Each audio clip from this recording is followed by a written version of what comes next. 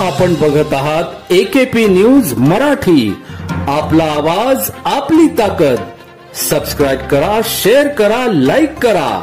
AKP news Marathi.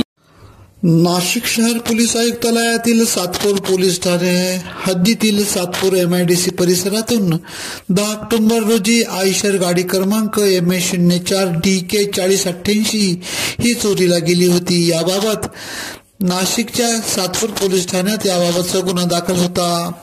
सदरचा तपास नाशिकच्या गुन्हे शाखा युनिट क्रमांक 2च्या पोलीस अंमलदारांनी गोपनीय माहितीवरून प्रथम चेतन माळू घोडेराव राहणार सिडको यास ताब्यात घेतले.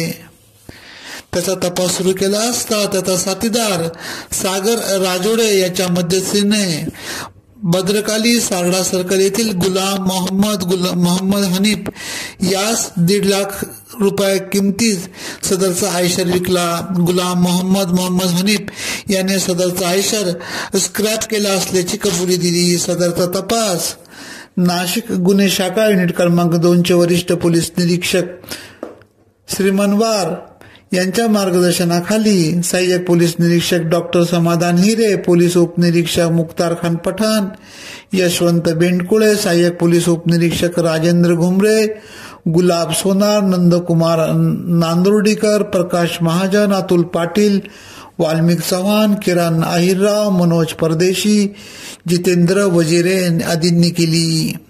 पुढील कारवाईसाठी सातपूर पोलीस स्टेशनकडे वर्ग करण्यात आले आहे. AKP न्यूज साठी ब्युरो चीफ अनवर खान पठाण, नाशिक.